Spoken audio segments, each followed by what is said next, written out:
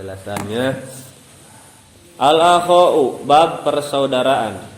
Huwa rabitotun baina syaikhaini tahaqqaqa bainahumal mawaddah.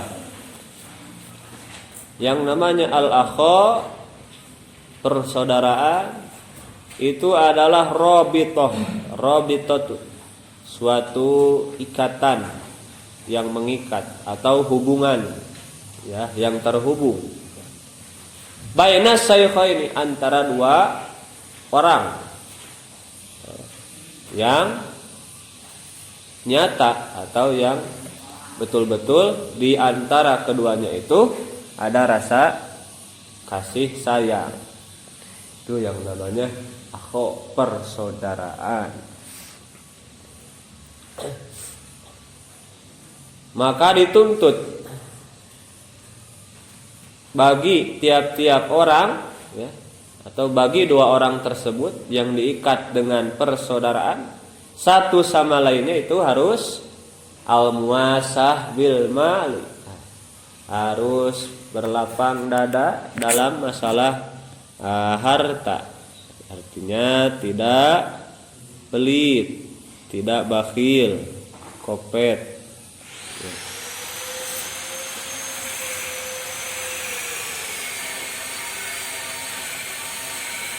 Lalu harus menolong atau saling menolong dengan dirinya.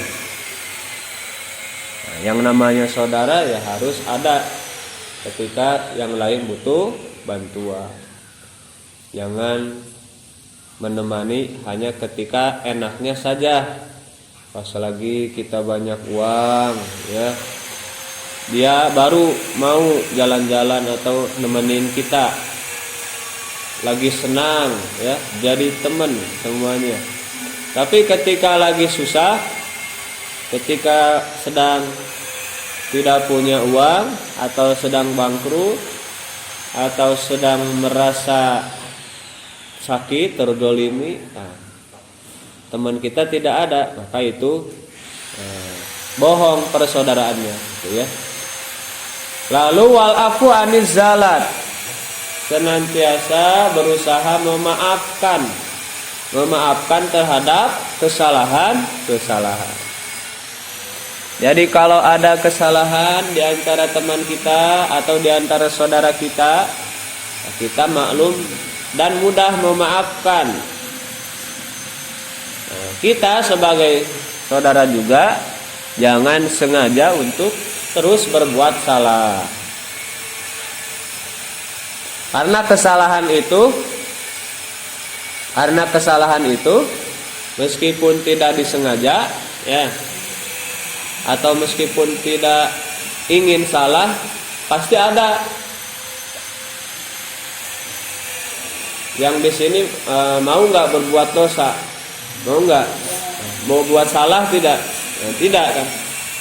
Orang itu tidak ada yang mau hidupnya ingin berbuat salah, tapi tetap saja itu ya, orang itu tidak terlepas dari kesalahan. Kita bicara misalnya, kita pidato atau ngomong sendiri direkam, pasti ada kesalahan. Kita penulis pun hasil tulisan yang udah dicetak itu pasti melewati berbagai revisi. Tahu yang nulis buku, kalau kita mau nulis buku pasti awalnya salah-salah dulu. Di situ dibaca lagi, oh ini kurangnya, ini salahnya, gitu ya.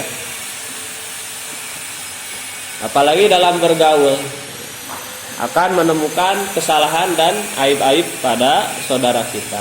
Bahkan semakin dekat semakin kelihatan salahnya. Nah, disitulah kita harus bersabar dan saling memaafkan. Lalu harus ikhlas. Jangan kita berikatan persaudaraan itu karena apa? Karena harta atau karena dunia. Saya dekat sama dia misalnya karena dia banyak uang, karena dia banyak relasi,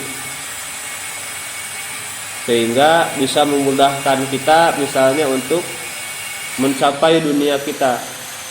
bukan karena Allah.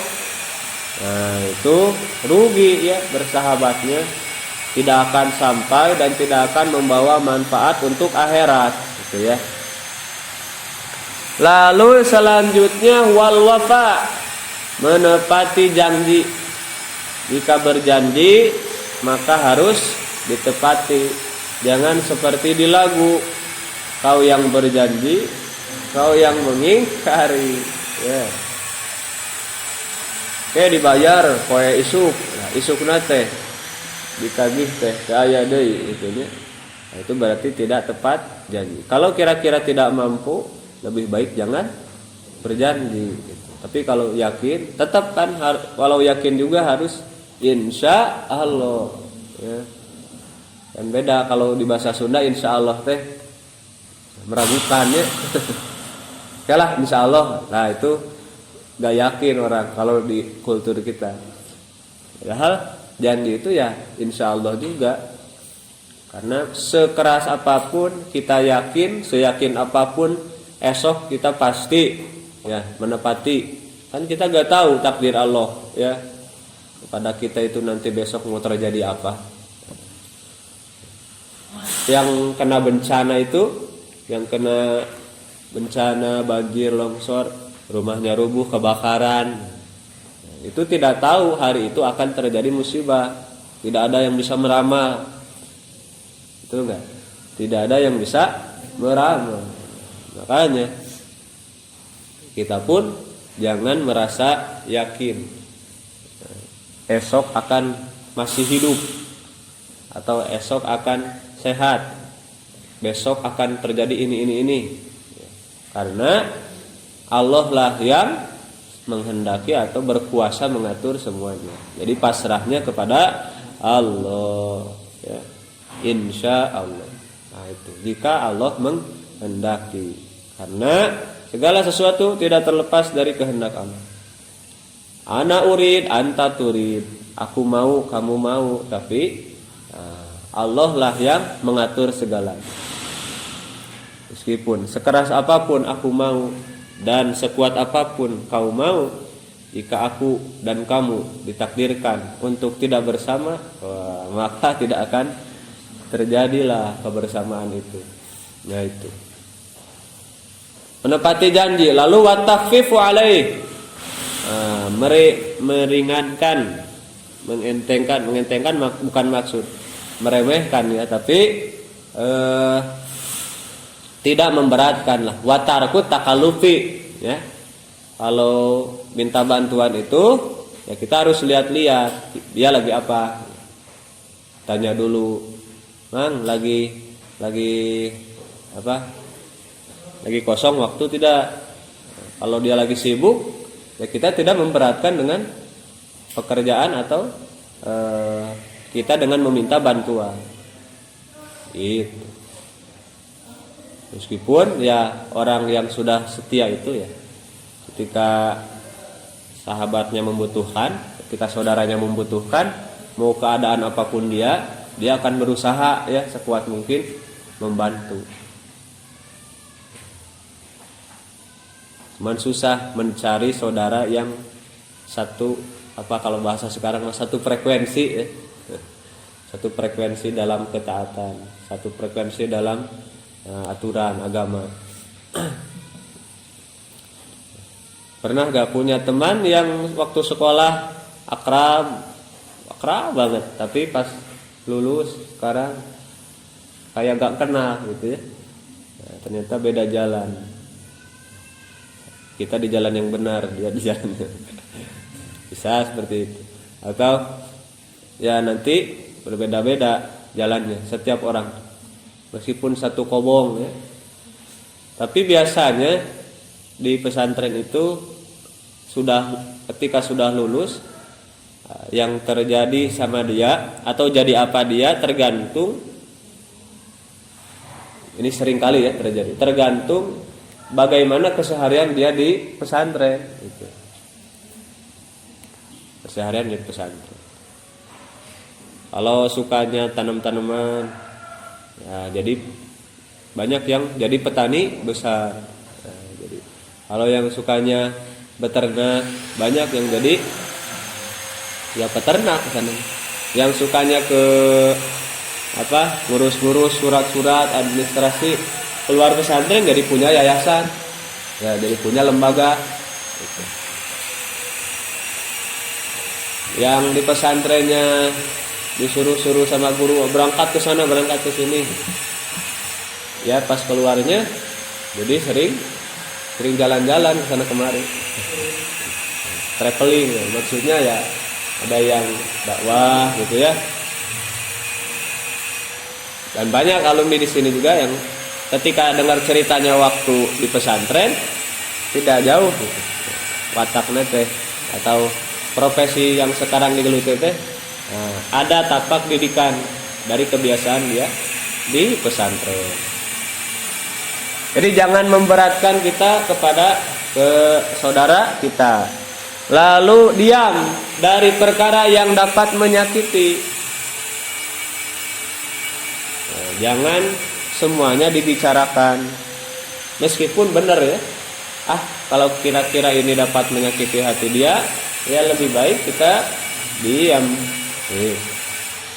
Meskipun kalau sudah dekat biasanya bercandanya juga kita gak tanggung ya, gak kagok, gak canggung. Kita tetap tahu yang di Amerika kemarin ya, yang ditampar di depan umum gara-gara stand up komedi, kalau gak salah ya, bercandanya kelewatan. Nah, gitu kita harus perhatiin juga. Kalau mau bercanda jangan sampai menyinggung ya. Harus tahu juga situasi dan kondisi teman kita ini lagi gimana nih moodnya.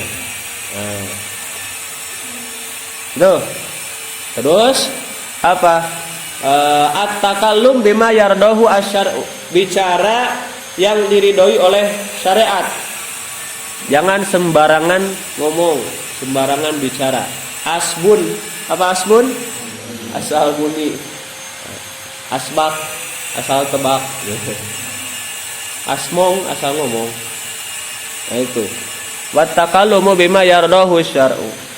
Lalu wayak baluhuddinu, dan diterima oleh agama. Jadi karena kita ini beragama, punya aturan, Islam mengatur, maka cara bergaul itu pun diatur. Bukan untuk memberatkan, tapi itu justru akan mengikat kita dengan baik gitu ya. Tidak akan terjadi konflik insya Allah kalau kita kayak gitu. Lalu kita saling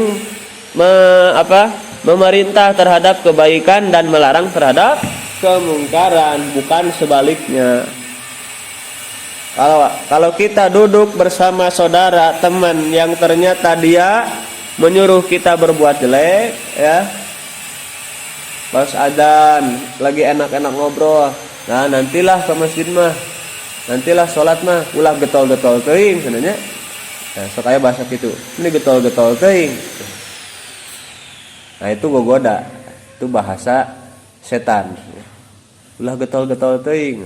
Sakitu teh dianggap getol. Lalu bagaimana ketika kita lihat para alimil ulama dulu ya.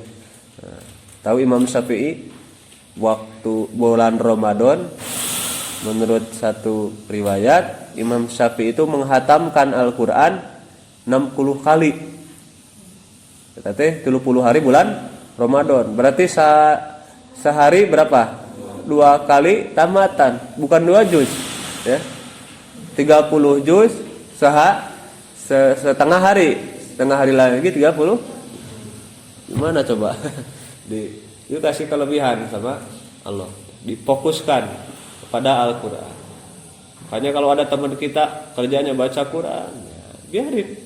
Jangan ya kecuali kalau dia punya kerjaan yang harus dikerjakan yang lebih penting, atau teman kita lagi rajin-rajinnya, kadang suka ngeletuk ya, yang lagi rajin gitu, atau gimana? Kamu rajin amat jadi orang, jangan terlalu rajin lah, biasa aja, itu gogoda. Menggoda itu menghalangi kita untuk jadi orang yang luar biasa. Kan kita kalau pengen pasti pengen jadi orang yang luar biasa, orang yang hebat. Kita lupa jadi orang yang luar biasa itu ya kebiasaannya juga harus di luar. Bukan biasa di luar. Bajunya di luar, tidur di luar, bukan.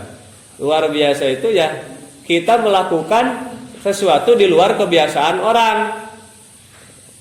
Makanya kalau mau jadi orang yang luar biasa, kita harus melihat lebih banyak dari orang lain, membaca lebih banyak daripada orang lain, ngaji lebih banyak daripada orang lain, sholat lebih banyak daripada orang lain, ibadah lebih banyak daripada orang lain. Kalau kita mau lebih ya jadi orang yang lebih dari orang lain. Kalau mau jadi orang sukses luar biasa, pengusaha ini itu, tapi pekerjaannya sama mainstream ya, dengan orang lain. Yang lain tidur kita ikut tidur, yang lain makan kita ikut makan.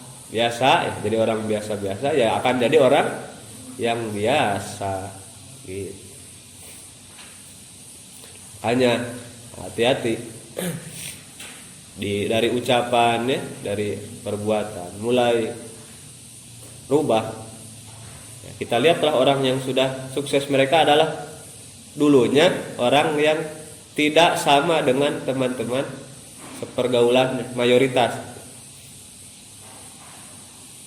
Ya, punya amalan khusus. Jadi kita harus punya juga wirid atau amalan khusus. Amal apa yang mau kita unggulkan.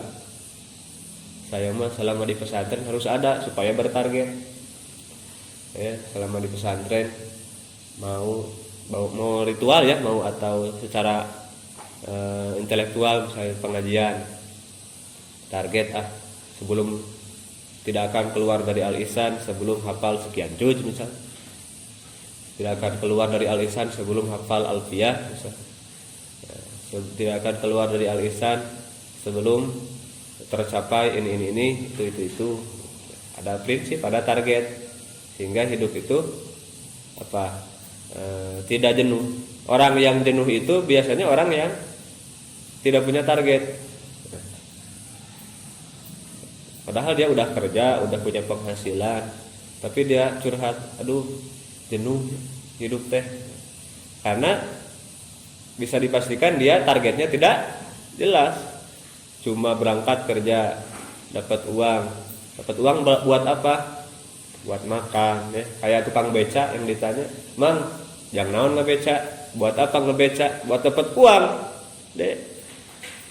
Uangnya buat apa? Buat makan. Makan buat apa? Buat dapat tenaga. Tenaga buat apa? Ya buat ngebeca. Ngebeca buat apa? Buat dapat uang. Uang buat apa? Buat dapat makan. Makan buat apa? Buat ada tenaga, supaya ada tenaga. Buat apa tenaga? Buat ngebeca. Akhirnya jenuh kalau hidup kayak gitu ya. Gitu. Makanya kalau misalnya kita targetnya secara ekonomi, misalnya kita harus jadi orang yang sukses secara finansial, secara ekonomi ya, maka cara berpikir kita ya harus punya prinsip sendiri. Tidak peduli kata orang. Meskipun kata orang, wah kamu mah dunia, cinta dunia, ngejar popularitas, kamu mah ngejar ini ngejar itu ya. Padahal kita misalnya niat cari harta, ingin bisa sedekah yang banyak, ingin bisa ngasih ke pesantren, ingin bisa membiayai anak-anak yatim, kan? Nah, punya prinsip. Meskipun ada nanti orang yang bilang, wah itu mah ya pengen dunia kerjaannya, cinta dunia bisa. Makanya lihat potensi diri kita, terus kejar, fokus, hindari perkataan, ucapan atau kelakuan yang tidak diterima ya oleh aturan atau tidak bermanfaat lah.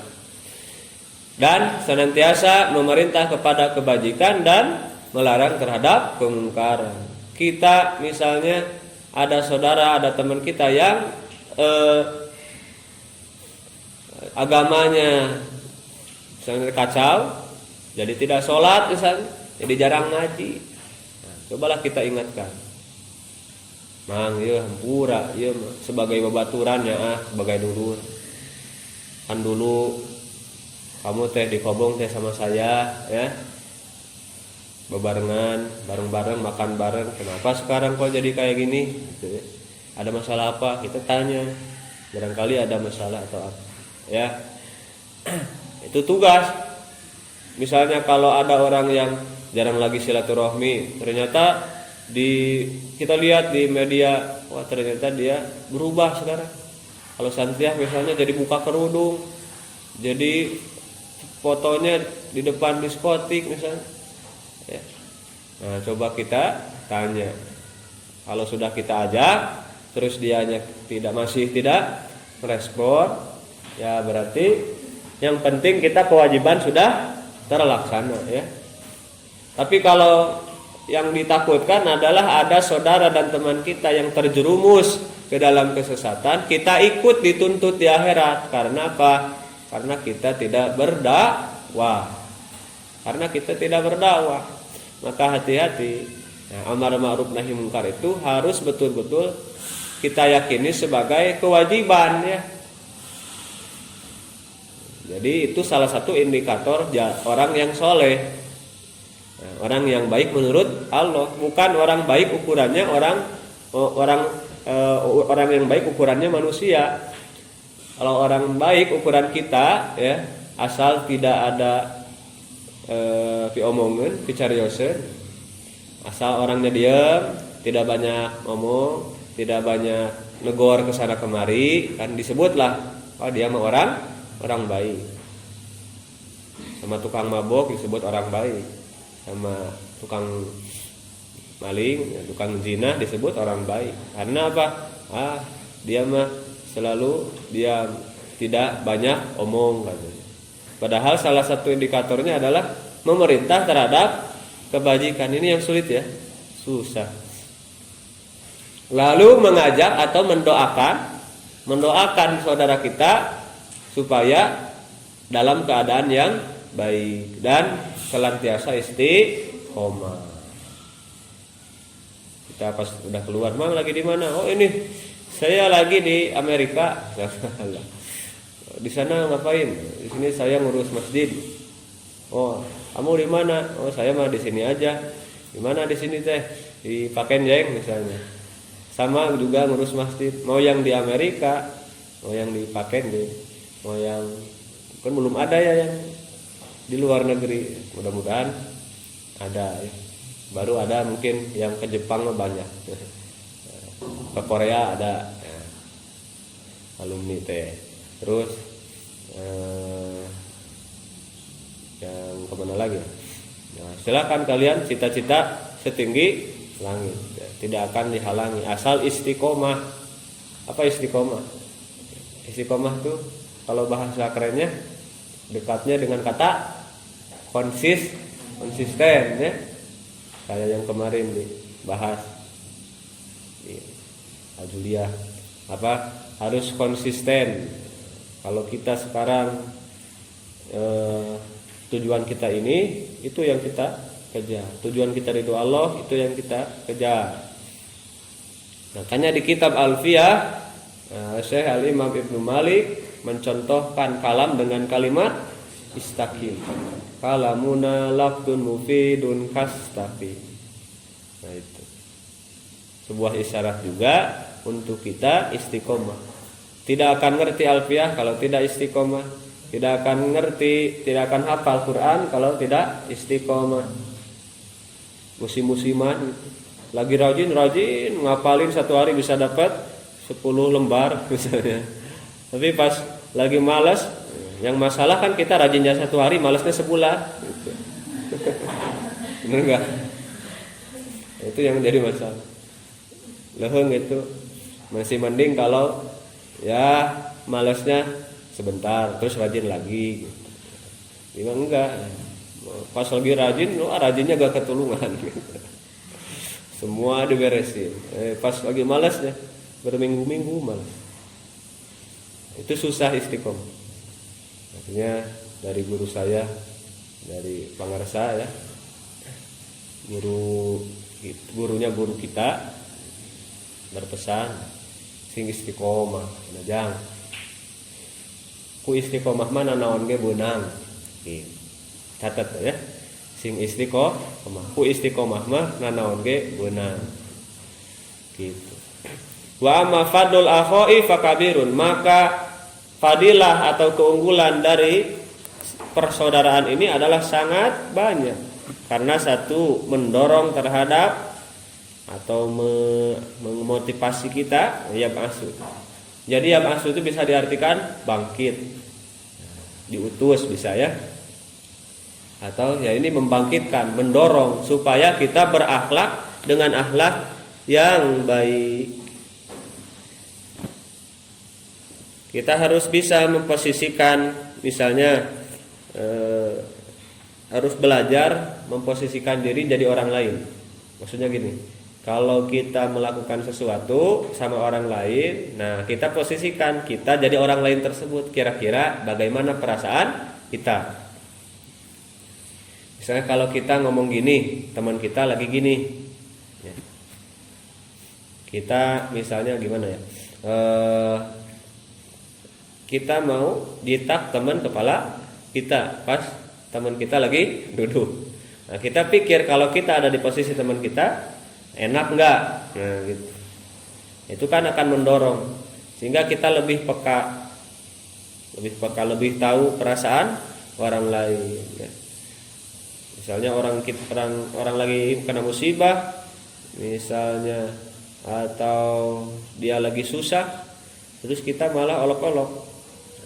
Kita posisikan, coba kalau kita jadi dia, mau gimana? Nah, itu yang mengikat tali persaudaraan. Terus menyatukan di antara hati-hati, antar hati itu diikat dan disatukan. Meskipun kita beda, tapi tetap satu hati. Nah, banyaknya istilah satu hati. Nah, dengan itulah, dengan ikatan persaudaraan, maka jadi islah, selalu damai hidup itu. Kalau ada konflik sedikit selalu bisa gampang didamaikan. Innamal mu'minuna ikhwatun. Jadi al-akho seakar kata ikhwatun, ya, ukhuwatun itu juga sama, persaudaraan. Dari kata akhun, akhun itu saudara laki-laki. Kalau ukhtun saudara perempuan. Akhi saudara laki-lakiku. Ukhti saudara perempuanku. Tapi hati-hati jangan kita salah kaprah gitu. Laki-laki sama perempuan dekat-dekatan, akan kita harus saling menyayangi. Ini mah cuma bukan pacaran, ini mah cuma saudara-saudaraan.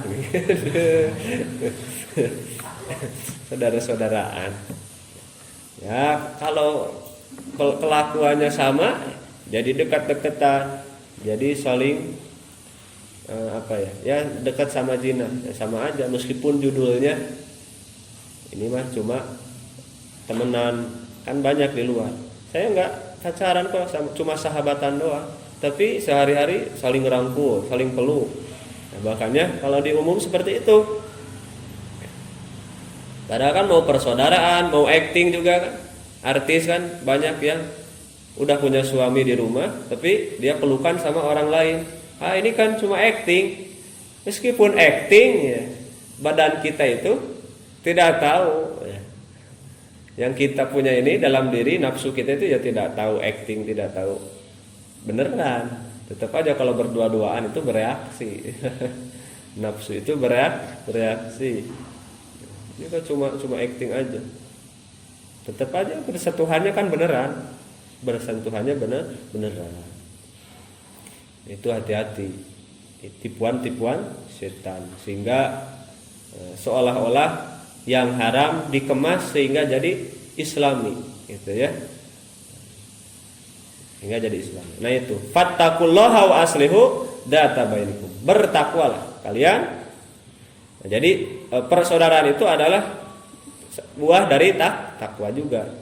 Orang yang bertakwa pasti ketika sama-sama antar persaudaraan itu diikat dengan ikatan takwa, Itulah nanti yang akan berkumpul lagi ya.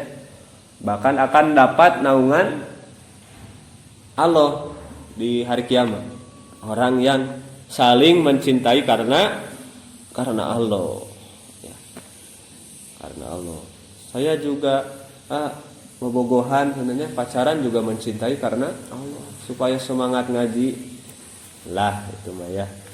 Nanti pas putus jadi don nangis nyalahin Allah, ya Allah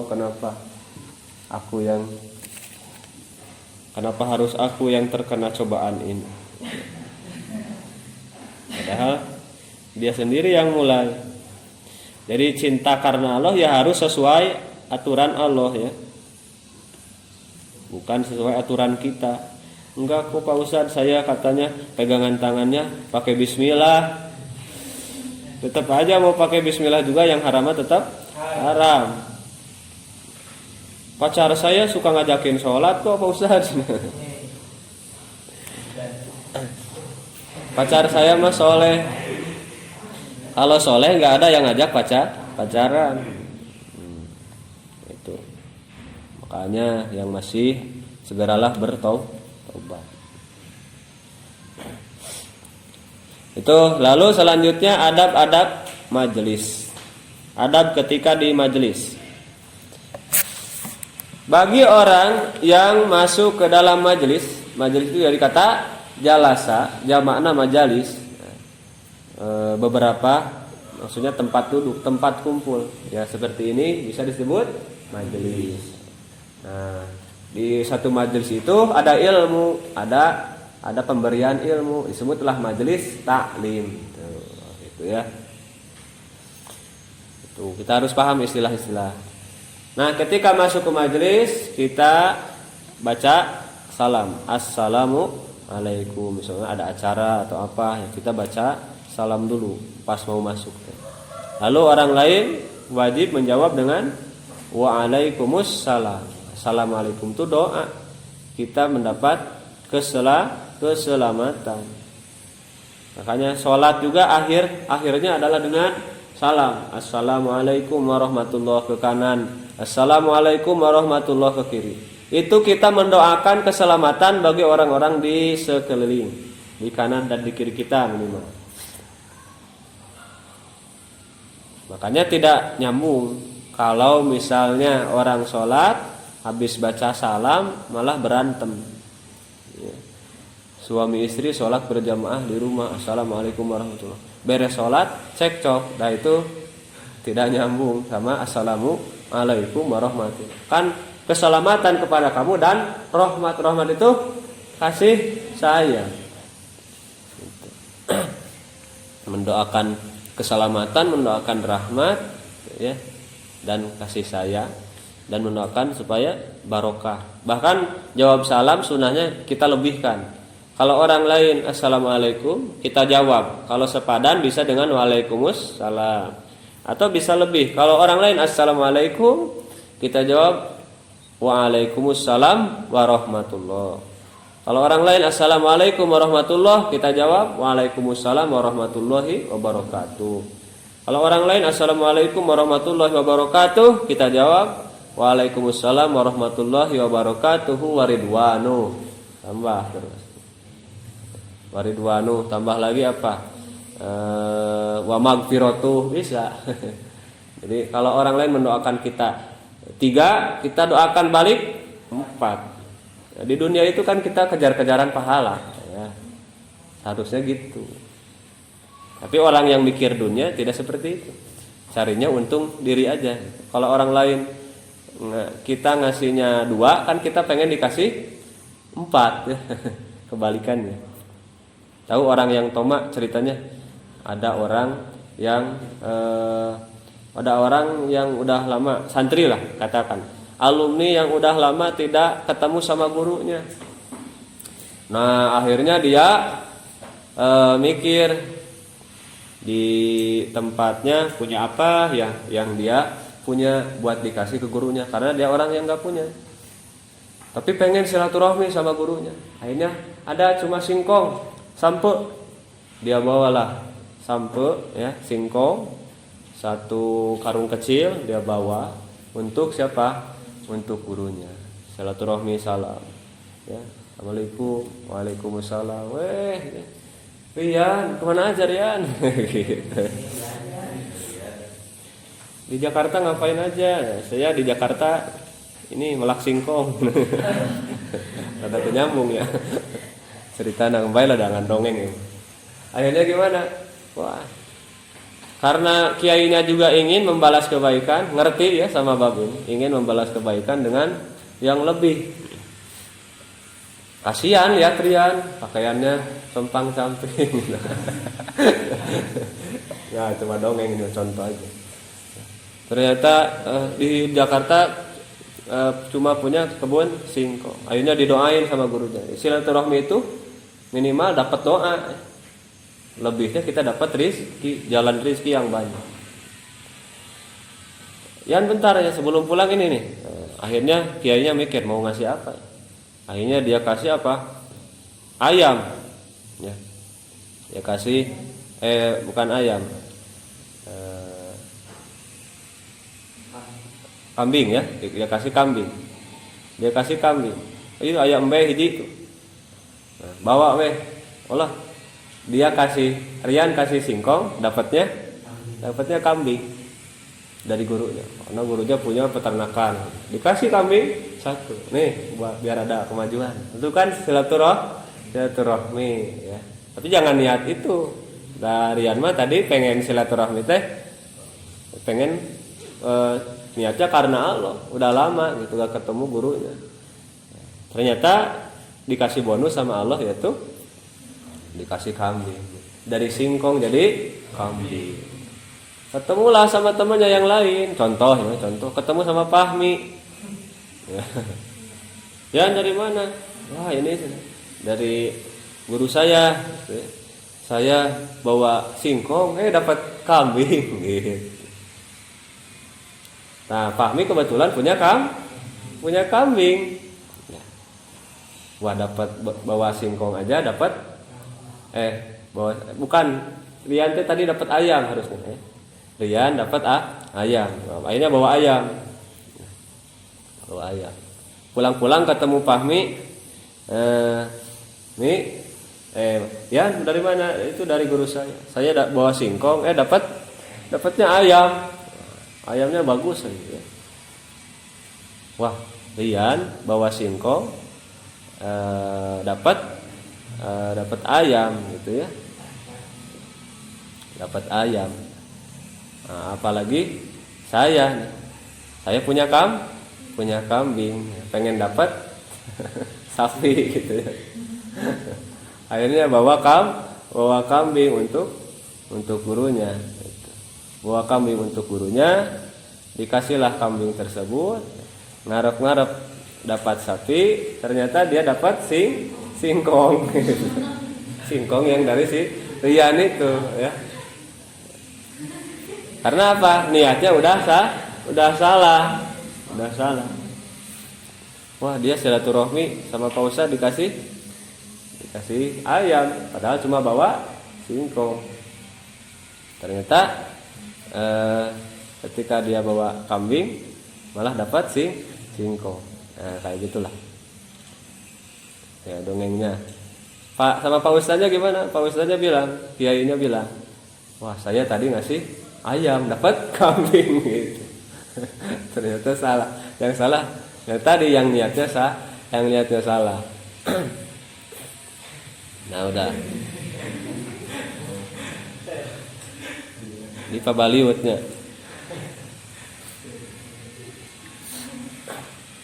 Terus wa ayajlisa haisun taha bihil majalis. Kalau duduk di majelis itu ya kita harus cari tempat yang intaha, maksudnya cari tempat yang kosong. Misalnya gini, kalau ada baris satu udah penuh, maka intahanya adalah baris kedua. Jangan baris kedua masih kosong. Jadi isi di baris di mana kita udah gak bisa ke depan lagi gitu ya. Ngerti kan? Kalau misalnya baris ke satu masih kosong, ya jangan dulu ke baris kedua, karena tadi isilah baris yang bisa memenuhi, maksudnya gitu, bisa memenuhi. Nah kayak gini masih belum tertib ini. Nah santriah tuh belum tertib. Kenapa? Yang kosong dibiarin. Makanya adabnya seperti itu, kita baris bersaf-saf. Kalau sudah biasa enak gitu ya, kalau sudah biasa enak. Cuman kita baris dalam duduk saja belum tertib gitu. Nah, makanya di keseharian juga susah ditertibkan, karena dari hal-hal kecil yang mudah saja susah. Harus selalu diatur. Barisnya diatur, karena belum terbiasa. Coba biasakan, misalnya baris depan dulu harus berjajar. Kalau udah baris depan baru isi baris belakang, enak kelihatannya juga. Cuman kita di majelis ya udah biasa, berarti itu haram tidak haram, cuman kurang adab sih, kurang beradab aja. Kalau kita isi di depan, nah itu baru itu ya kita dapat nilai lebih. Insya Allah Allah mah tidak akan menukar pahala itu ya. Kita akan dapat nilai yang lebih dari orang lain kalau usaha kita lebih dari yang lain. Itu rumusnya udah. Wa ayuridu an aqwalil amatil ghaliyah anil faidah. Dan harus ingkar atau menghindari ucapan-ucapan yang tidak bermanfaat, tidak berfaedah pas di majelis itu. Dan harus bisa merubah kemungkaran. Kalau ada di majelis tersebut misalnya ada yang berantem misalnya, kayak itu di gedung DPR misalnya berantem, kita jadi salah satu anggota DPR contoh ya, kita harus rubah dengan tangan kita ya, kita harus lerai kalau ada yang berantem. Dulu kan ada, sekarang kan anak-anak itu migur ya. Ketika ditanya anak, kenapa kamu itu tidur terus kerjanya, berantem terus, mau jadi apa kamu? Mau jadi DPR. Karena DPR juga kerjanya gitu ya kan. Di kantor tidur terus suka berantem juga. Kan? Jadi beda dulu dan sekarang.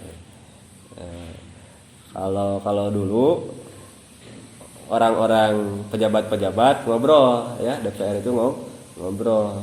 Jangan berantem lah, jangan kayak tukang beca gitu. Sekarang kebalik, tukang beca yang ngomong gitu. Gus ulah pas ya, suka DPR we. Jadi dibalik. Sekarang mah, tapi sekarang semenjak Covid jarang ada kedengaran lagi. Mudah-mudahan bertobat semuanya ya. Ya kan tidak semuanya juga, jangan pukul rata. Bisa jadi ada ulamanya di sana, tapi ya tetap susah kalau mayoritas kebanyakan salah. Karena ada salah satu cerita kiai saya waktu di Jawa, itu salah satu anggota pemerintahan yang istiqomah kalau rapat itu tidak menghilangkan kesantrian, selalu pakai sarung. Tapi tiap pulang rapat beliau nangis. Ya, nangisnya mungkin karena tidak bisa merubah kemungkaran ya, karena susah untuk merubah kemungkaran yang sudah